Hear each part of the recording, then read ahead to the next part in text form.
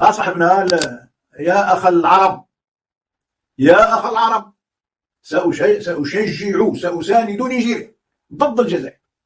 وأيضا ما بغيتش تفهم، راه خصني يخسروش يمشيو بحالهم، راه إلا بقاو راه غادي يواجهوا الأسود، راه غادي يواجهوا المنتخب المغربي، وأنا أعتقد جازما أنهم غيسلخوا الجزائريين. هذا المنتخب المغربي سيفترسون هؤلاء الجزائريين. سبحان الله، وسبحان الله العظيم وانتم غتشوفوا هادشي لما غيكون كأس العالم في أمريكا وفي المكسيك ما عرفتو في كندا، لأن مدوخين عباد الله غير بالكؤوس وبالصواريخ وبالشواغل، ولا يهمهم أي شيء، والعداوة بين الشعوب من أجل كرة، عداوة ما بعدها عداوة.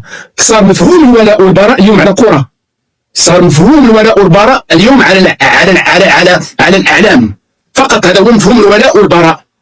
بعض الناس عندهم استعداد يعني أن يشجع أي فريق كيفما كان نوعه، يعني مقابل عداوة بينه وبين يعني فريق آخر أو بين منتخب آخر. هذا هو الذي جاء به الإسلام. جاء الإسلام بالحب في الله والبغض في الله. نحن لا يمكن أن نجتمع على كرة إطلاقا. يقول لك الكرة تجمعنا، كلام فارغ، كلام كذب. هل المعاصي تجمعنا؟ لأن الكرة الآن صارت معصية، لأنها تلهي عن الفرائض. وانتم غتشوفوا في كأس العالم ملي كان في 94 في الميريكان، الناس كان عندهم استعداد كيتفرجوا وما كيصلوش الفجر في الوقت، لأن كانت بعض المباريات توافق صلاة الفجر هنا في أوروبا، لأن كان الفجر مع الثلاثة، والماتشات تما كتبدا حتى الوحدة وحتى الجوج تسبع، وباقي غتشوفوها. وخصوصا بعض الولايات اللي كاين بها الفروق في الساعات داخل أمريكا، غير باش تعرفها، راه كاين بين ولاية وولاية 6 ساعات في الطائرة. وهكذا كما اليوم الآن نشوفوا كتشوفوا في العصر الناس ما عندهم غرض، يودن المدن ما يودنش المدن، وما فكروش حتى في هاد المساجد اللي كيقولوا بمواصفات عالمية، ما فكروش غير في المصلى، ماشي مسجد، ما تقولش مسجد، غير مصلى. من غير بعض الناس وبعض الجمهور اللي بين الشوطين او لا تهمه الكره، ربما يصلي وكذا وكذا الى غير ذلك. لكن الكره حفت بها قرائن لا يشك عاقل ان اقل احوالها الكراهه، وخصوصا هذه العداوه المترتبه بين الناس اليوم على والو، على الفراغ. نحن امه واحده اكرمنا الله بالدين والعقل. القاعده عندنا معروفه الحمد لله، انما المؤمنون اخوه، والقاعده معروفه عندنا الحمد لله كما في حديث النبي صلى الله عليه وسلم: من احب لله وابغض لله واعطى لله ومنع لله فقد استكمل الايمان. اش هذا المستوى اللي هبطنا فيه؟ تيضحكوا علينا، والله الا كيضحكوا علينا. عمرك شتي هاد العداوه كاينه يعني بين الجمهور، يعني ربما كيجعلوها غير من باب يعني انها الاستفزاز بيناتهم، يعني الجمهور ديال فاينورد مع اجاكس ولا مانشستر سيتي مع مانشستر يونايتد ولا الرجاء مع الوداد وكتنتهي. اما الان عداوه، نسال الله السلامه والعافيه. وبعض الاعلاميين لا هم لهم الا ان يذكروا نار هذه الخلافات، وبعض المؤثرين كذلك تيخرجوا كيسبوا وكيشتموا. يعني سبحان الله العظيم، حتى الخلافات السياسيه يجعلونها على الشعوب في بعض الأحيان قد تكون ضحية لسياسات عرجاء، وما أكثر السياسات العرجاء، إن كل سياسة غائبة عن السياسة الشرعية فهي سياسة عرجاء تؤدي إلى المهالك. ما تستطيعوش مع كامل الأسف نديروا للناس الأحكام الشرعية، وصارت الكرة الآن إله يعبد من دون الله تبارك وتعالى. مستعد الإنسان يموت من أجل المنتخب ديالو ويخسر المنتخب ديالو، مستعد هذا الروح اللي عطاه الله سبحانه وتعالى يمشي ينتحر لأن المنتخب ديالو ما تأهلش للناس في النهاية أو للنهاية أو ما خداش الكاس. وهذا اللي خارج أنا غنقرع، أنا غنحيد الحجبان ديالي، غنحرق لحيتي، والله ما نربحوا لا كذا. شاد الولادة، شاد العقيدة ديال الجاهلية ديالهم، وفرحانين بها لأن يريدون إلهاء الشعوب، إلهاء الشعوب. الماتش غيبدا مع 5 ديال العشية، كيتحل الباب ديال الملعب في 10 الصباح، 12 الصباح، والجامع كتحلو 10 دقائق قبل من الصلاة ديال الفريضه و10 دقائق من بعد الصلاه ديال الفريضه. الا ما شافك شي هذاك اللي غيسد باب الجامع تبقى مسدود عليك في الجامع من العصر حتى من الظهر حتى العصر، والا ما شافك شي من العصر يسد عليك من العصر حتى المغرب، حتى بين العشاء ما بقاش كتحل المساجد. شنو هذا المنكر هذا؟ المساجد بيوت الله عز وجل، الناس خايفين من المساجد، خافوا من المقاهي التي تباع فيها المخدرات وتروج فيها المخدرات، خافوا من هذه الاماكن هذه ديال اللهو وديال هذه المراقص النيليه وهذه الخمارات اللي باقي كتعطوا فيها الرخص. هذو ما كتخافوش منهم، كتخافوا غير من المساجد. شنو غتولي ذكر المساجد؟ الحمد لله ربي سبحانه وتعالى فضحهم جميعا ان المساجد تفرق الارهاب. المساجد لا تفرق الارهاب، بل المساجد لصناعه الرجال حفاظ القران الكريم الحمد لله، والعلماء وطلبه العلم. ولو ارادوا تقزيم يعني امر المسجد فابدا، شرع الله عز وجل بين لنا الحمد لله مكانه المسجد وفضل المسجد وفضل عمر المسجد. ويكفي فضل عمر المسجد: انما يعمر مساجد الله من امن بالله واليوم الاخر واقام الصلاه واتى الزكاه ولم يخشى الا الله فعسى اولئك ان يكونوا من المهتدين. نرجعوا لله تبارك وتعالى. السياسة تفرق تسود، وهذه والله كلها مخططات ماسونية صهيونية.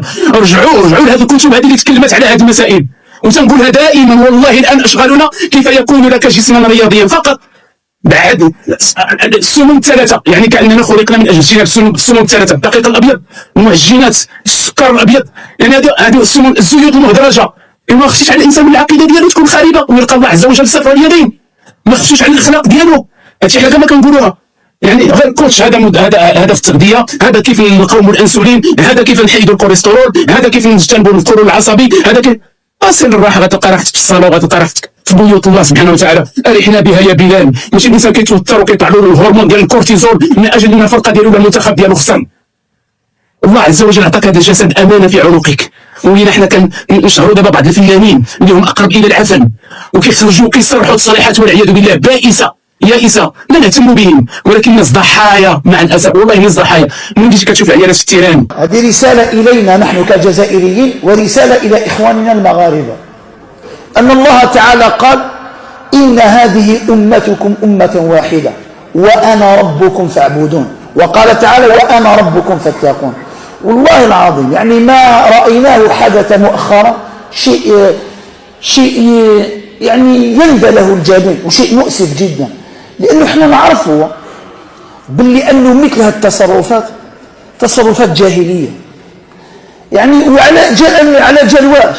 على جال كرة الندم، على جال هذا الجلد المنفوخ نخسر اخواننا، واحد السب، واحد التقريع بيننا، واحد الشيء عجيب جدا. اخواننا يقتلون في غزه ويدبحون وإحنا نتناحر بيننا من أجل كرة الندم. ما نقولش كرة القدم، كرة الندم فرقت الرجال.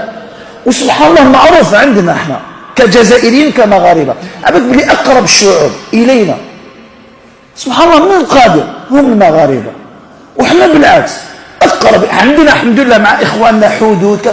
لكن سبحان الله علاش؟